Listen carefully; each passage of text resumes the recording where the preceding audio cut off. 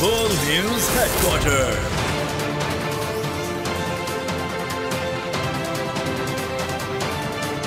अस्सलामुअलैकुम। बोल news headquarters में खुशामदीद। मैं हूं महविश निसार। मैं हूं अरबाब जहां और मैं हूं आमना खटाना। हेडलाइंस आप जान चुके हैं। आज हम बात करेंगे चीफ जस्टिस के इख्तियारात कितने कम, अपील का हक बरकरार,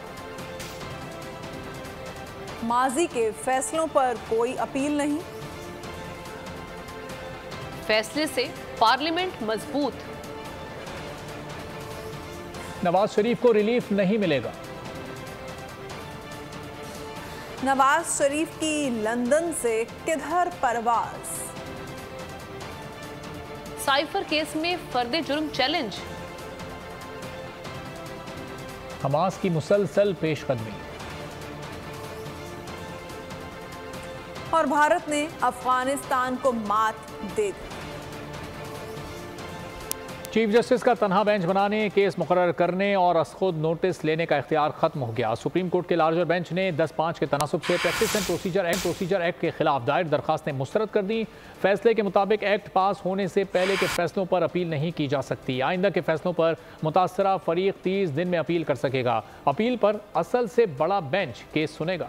कोर्ट ने प्रैक्टिस एंड प्रोसीजर एक्ट के खिलाफ दरख्वास्तें मुस्तरद कर दी। अदालत ने कानून साजी को दुरुस्त करार दे दिया। चीफ जस्टिस तनहा किसी मामले पर खुद नोटिस नहीं ले सकेंगे, न ही बेंच बना सकेंगे। फैसले का इख्तियार 3 सीनियर तरीन जजेस पर मुश्तमिल कमेटी को होगा। फुल कोर्ट के 10 जजेस ने प्रैक्टिस एंड प्रोसीजर एक्ट के हक में फैसला दिया, जबकि 5 ने मुखालफत की। शिक नंबर 2 के मुताबिक सुप्रीम कोर्ट में मुकदमात की तकर्री 3 रुकनी कमेटी करेगी। कमेटी में शामिल कम से कम 2 जजेस की हिमायत के बाद ही कोई केस मुकर्रर होगा या बेंच बनेगा। 3 रुकनी committee chief justice of Pakistan और सीनियर जजेस पर मुश्तमिल होगी। शिक 3 के मुताबिक 184/3 का आने वाला हर मामला कमेटी के सामने रखा जाएगा। कमेटी मामले को बुनियादी हुकूक के निफाज और अवामी अहमियत के मेयार पर जांचेगी। 184/3 के मुकदमात की कम अज कम 3 जजेस पर मुश्तमिल बेंच समाअत करेगा। आईनी तशरीह के मामलात में 5 अरकान से कम बेंच तश्कील नहीं दिया जाएगा। सुप्रीम कोर्ट ने फैसले में कानून की अपील की शिक बरकरार रखी है। सुप्रीम कोर्ट के फैसले के खिलाफ 30 रोज में अपील दायर की जाएगी। नजरसानी की दरख्वास्त में नया वकील करने का इख्तियार दिया जाएगा। अपील 14 रोज में असल बेंच से बड़े बेंच के सामने मुकर्रर की जाएगी।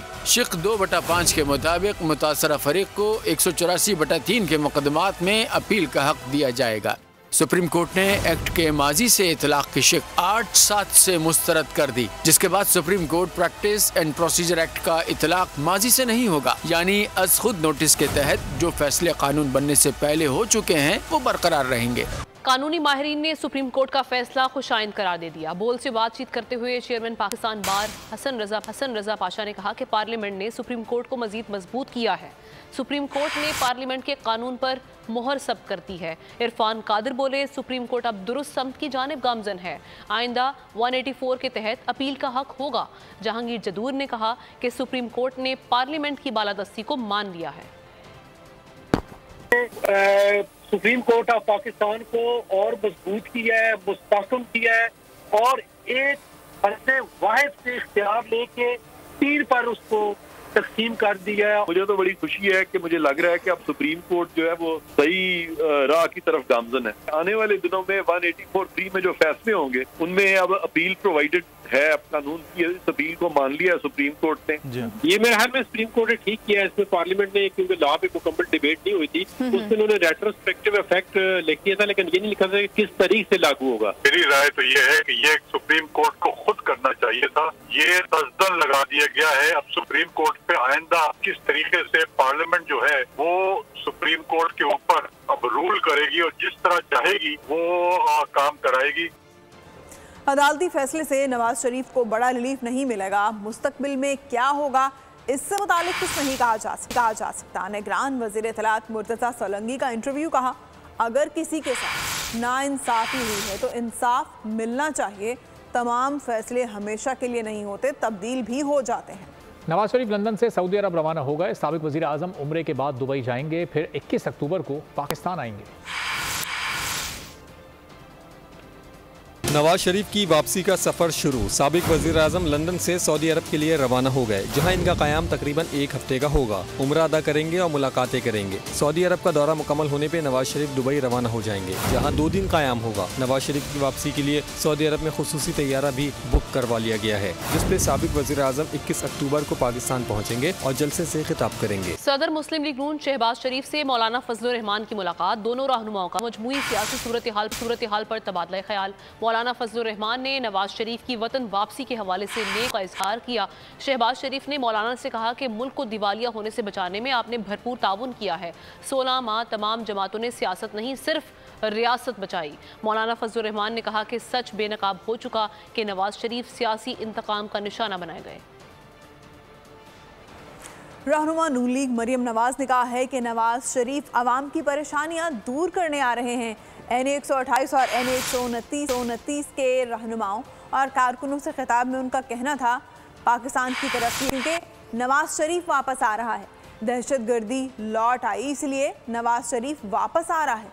नवाज शरीफ कौम को अच्छे दिन दिखाएगा।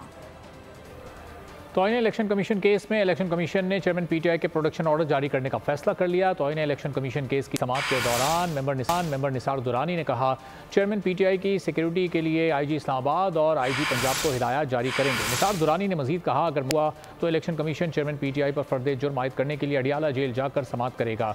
4 रुकनी बेंच ने चेयरमैन PTI असद उमर और फवाद चौधरी के खिलाफ तौहीन इलेक्शन कमीशन केस की समाअत की।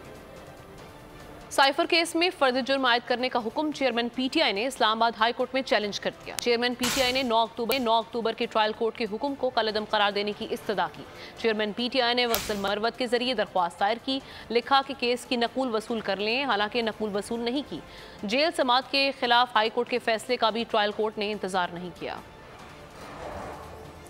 लाहौर हाई कोर्ट ने 9 मई के 2 मुकदमात में गिरफ्तार खदीजा शाह की दरख्वास्त जमानत पर फैसला महफूज कर लिया। खदीजा शाह ने वकील ने दलाइल दिए कि इन मुकदमात में तफ्तीश मुकम्मल हो चुकी है, अदालत जमानत का हुक्म दे। स्पेशल प्रोसिक्यूटर ने बताया कि खदीजा शाह FIR में नामजद नहीं है। मुलजिमा पर रियासत के खिलाफ नारेबाजी का इल्ज़ाम है। अदालत ने रिमार्क्स दिए कि एहतजाज करना हमारी सोसाइटी का कल्चर है। इतनी बारीक बीनी में ना जाएं कि कल आपको मुश्किल हो। एक लीडर कॉल दे तो लोग एहतजाज के लिए निकलते हैं। एहतजाज करने से तो किसी को रोक नहीं सकते। अदालत ने फ्रीकैन के वकला के दलाइल मुकम्मल होने पर फैसला महफूज कर लिया। काबीना ने सोहेल अब्दुल नासिर की बतौर डिप्टी चेयरमैन नैब तकर्री की मंजूरी दे दी। निगरान वज़ीर इत्तलात मुर्तज़ा सोलंकी का कहना है नैब प्रोसिक्यूटर जनरल के लिए एहतशाम कादिर की तकर्री की मंजूरी दी गई। हुकूमती अरकान की गैर हाजिरी गैर मुल्की दौरे न करने की हिदायत की गई है, जबकि निगरान काबीना के खसारे में चलने वाली कौमी इदारों की निजकारी की तैयारी। निगरान वफाकी वज़ीर फवाद हसन फवाद का कहना है PIA समेत खसारे वाले कौमी इदारों की निजकारी होनी चाहिए। निजकारी वाले इदारे के मुलाजमीन और सार्फिन के हुकूक का ख्याल रखा जाएगा। काबीना ने लाहौर हाई कोर्ट के साबिक जज सोहेल नासिर को बतौर डिप्टी चेयरमैन नैब तैनाती की मंजूरी दी। सैयद एहतशाम कादिर शाह की बतौर नैब प्रोसिक्यूटर जनरल अकाउंटेबिलिटी तैनात करने की मंजूरी दी। वफाकी वज़रा को सिर्फ ज़रूरी नौयत के गैर मुल्की दौरे करने के बारे में कहा। कोई ऐसे दौरे न किए जाएं जो कि बहुत ज़रूरी ना हो। इजलास ने जो रियासती मिल्कियत में जो इदारे हैं उनके 21 और 28 सितंबर के इजलासों में लिए गए फैसलों की भी तस्दीक की। तमाम सेक्टर्स में जहाँ पे मुस्तकिल नुकसानात हुकूमत उठा रही है उनकी निजकारी ज़रूर होनी चाहिए। हमारी जो जनरेशन कंपनीज हैं वो हों जो पब्लिक सेक्टर की हैं, या हमारे PIA जैसे इदारे हों कि न सिर्फ ये कि उनको निजकारी के अमल से गुजारा जाना चाहिए बल्कि जल्द से जल्द गुजारा जाना चाहिए। वज़ीर आज़म से मुलाकात हुई थी तो उन्होंने कहा था कि ये अनएक्विवोकल एश्योरेंस दे दें कि किसी मुलाजिम को भी हम बेरोज़गार नहीं कर रहे। ब्रेक के बाद खुशाम खबरों का सिलसिला आगे बढ़ाते हैं और अभी आपको बताते हैं हमास की 5वीं रोज भी बड़ी जंगी पेशरफ्त कई अहम इलाकों में पेशकदमी। रॉकेट्स की बारिश से इसराइल परेशान। अब तक 14 अमरीकी शहरियों समेत इसराइली हलाकतों की तादाद 1200 से तजावुज़ कर चुकी है। 2800 से ज़ायद अफराद जख्मी हैं। इसराइली हुक्काम ने हलाकतों में इजाफे का खदशा जाहिर किया है। इसराइल हमास के खिलाफ ज़मीनी कार्रवाई की तैयारी में लग गया है। इसराइली हुक्काम ने हलाकतों की तादाद में इजाफे का खदशा जाहिर किया है। वज़ीर ने अपोजिशन लीडर बेनी गेट्स से डील के बाद 3 रुकनी अस्करी काबीना तश्कील दे दी। इसराइली हुकूमत की अपनी बदहवास कौम को मुत्तहिद रहने की नाकाम कोशिश, नाकामी पर गजा और मगरबी किनारे पर नहते फ़लस्तीनियों पर बमबारी में इजाफा कर दिया। फ़लस्तीनी अथॉरिटी ने कहा है कि इसराइली बमबारी में 1055 फ़लस्तीनी शहीद हो चुके हैं। हमास की 5वीं रोज़ बड़ी जंगी पेशरफ्त हुई है। कई अहम इलाकों में पेशकदमी की गई है। रॉकेट्स की बारिश से इसराइल परेशान हो गया। अब तक 14 अमरीकी शहरियों समेत इसराइली हलाकतों की तादाद 1200 से बढ़ गई। अमरीका इसराइल के निगरान बन गया। अमरीकी सेक्रेटरी खारजा जुमेरात को इसराइल के दौरे पर पहुंचेंगे। सदर एर्दोआन की सख्त अल्फाज में तनकीद के बाद अमरीका की इसराइल के लिए बहरी बेड़ा भेजने की वजाहत। अमरीकी कौमी सलामती के मुशीर जैक सलिवान ने कहा कि अमरीकी बेड़ा हमास के खिलाफ नहीं, इसराइल की हिफाजत के लिए भेजा गया है। स्कॉटलैंड के मुसलमान फर्स्ट मिनिस्टर यूसुफ हमजा के ससुर और सास गजा में फंस गए। यूसुफ हमजा कहते हैं कि इसराइलियों ने उनकी फैमिली को भी नहीं बख्शा। गजा से निकल जाने की हिदायत के बावजूद खानदान के अफराद को किसी किस्म की कोई मदद फराहम नहीं की जा रही। गजा पर हमास के हमलों के बाद एक नए महाज खुलने लगे। हिजबुल्लाह ने लबनानी इलाके में इसराइली ड्रोन मार गिराया। शामी सरहद से भी फ़लस्तीनियों ने इसराइली फोर्सेस पर रॉकेट बरसा। सरहद पर भी झड़पें हुई। इसराइल ने जवाबी गोलाबारी भी की। मगरबी किनारे में भी इसराइली फ़ौज और यहूदी आबादकारों ने फ़लस्तीन पर हमले किए, मुतादिद अफराद को ज़ख्मी कर दिया। गजा के लोगों ने गुलामी मुस्तरद कर दी। आज़ाद हो सकता है। अमीर जमात इस्लामी सिराजुल हक की मंसूरा में न्यूज़ कॉन्फ्रेंस। कहा, अफसोस है कि अब तक OIC का इजलास नहीं हुआ। मुस्लिम ममालिक इसराइल से ताल्लुकात ख़त्म करें। सऊदी अरब ने इसराइल के साथ मुज़ाकरात ख़त्म करने का फैसला किया है, जो कि अच्छा है। खैरपुर में बबरलोई बाईपास के करीब वैन और कार में खौफनाक तसादुम हुआ। 12 अफराद जाम भाग हो गए, 11 जख्मी हैं। हादसे के बाद सिविल अस्पताल में इमरजेंसी नाफिज कर दी गई है। इंतहाई अफसोसनाक वाक़या पेश आया है। हादसे में 12 अफराद जाम भाग हो गए हैं और 11 जख्मी हैं। मोहम्मद अफसल से इसकी तफसीलात जानते हैं। अफसल, बताइएगा जख्मियों की हालत कैसी है? ये खैरपुर बबरलो कौमी शाहराह पर जो है हादसा पेश आया है। जिस हादसे में जो है डिप्टी कमिश्नर खैरपुर के मुताबिक जो है 12 अफराद जो है जाम भाग हो चुके हैं और 7 से ज़ायद जो है जख्मी हैं। जख्मियों को जो है सिविल हॉस्पिटल खैरपुर लाया गया है।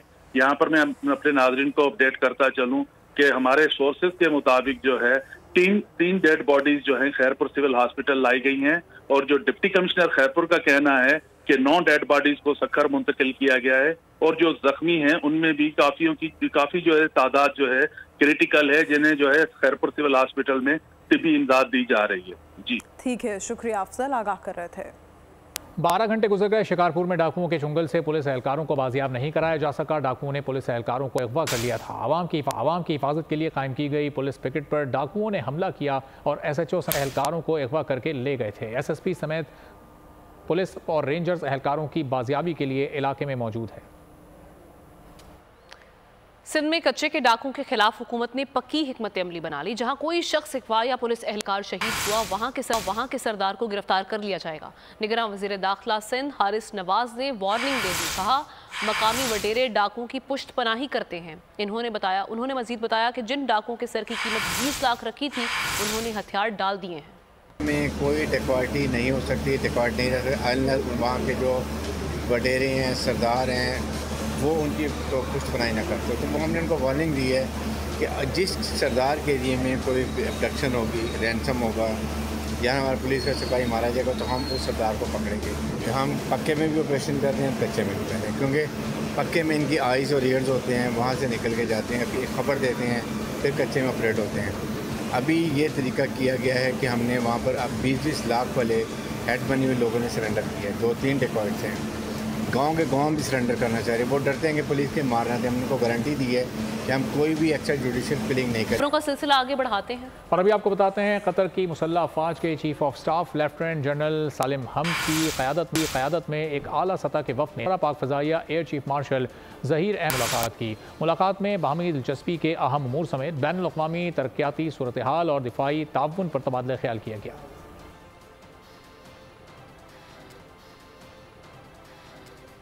बात करेंगे मैच के हवाले से अफगानिस्तान और भारत का टाकरा। भारत ने अफगानिस्तान को बासानी 8 विकेटों से शिकस्त दे दी। इवेंट में मुसलसल दूसरी कामयाबी हासिल कर ली। रोहित शर्मा ने 131 रन की बरकरफ्तार इनिंग्स खेली। Rohit Sharma man of the match करार पाए। अफगानिस्तान के हशमतुल्लाह शाहिदी 80 रन बनाने में कामयाब हुए। भारतीय सूरमाओं ने अफगानी बॉलर्स की दुर्गत बना दी। कप्तान रोहित शर्मा ने 84 गेंदों पर 131 रन की बरकरफ्तार इनिंग्स खेली। छक्के और चौकों की बारिश कर दी। रोहित शर्मा ने अपनी इनिंग्स में 5 छक्के और लगाए, साथ ही साथ लातादाद रिकॉर्ड्स भी बनाए। आतिफ असलम की नन्हे मद्दा से मुलाकात हुई और मद्दा ने अल्लाह के 99 नाम आतिफ असलम को सुनाए, लेकिन बच्चा बीच में नाम भूला तो गुलकार ने बच्चे का साथ भी दिया। मौसम पर नजर डालते हैं। मुल्क के कुछ हिस्सों में सर्दी ने एंट्री मार दी है। बालाई इलाकों में बर्फबारी, पहाड़ों ने बर्फ की सफ़ेद चादर ओढ़ ली है। बाबूसर टॉप, झील सैफुल मलूक, बट्टाकुंडी और झलकुंड में भी बर्फबारी हुई। वादी कागान में बर्फबारी का सिलसिला जारी है। सयाह कुदरत के खूबसूरत मनाजिर ने लुत्फानंदोज़ होते हुए दिखाई दिए। मगरबी हवाओं का एक सिस्टम 16 से 21 अक्टूबर तक मुल्क पर असरअंदाज हो सकता है और ये सिस्टम ईरान के रास्ते बलूचिस्तान में दाखिल हो सकता है, जिससे मुख्तलिफ मकामात पर बारिशें और शिमाली इलाकों में बर्फबारी का इम्कान है। सिस्टम से वस्ती और बलाई सिंध में भी बारिशें हो सकती हैं।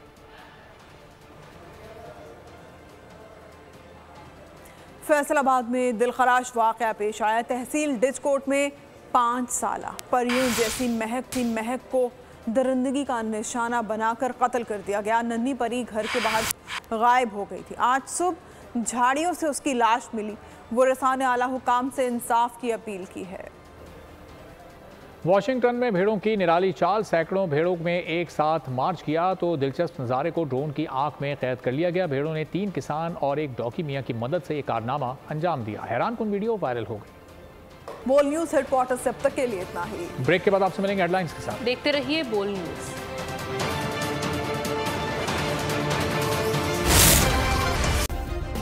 सब्सक्राइब करें और बेल दबाएं ताकि कोई खबर रह न जाए।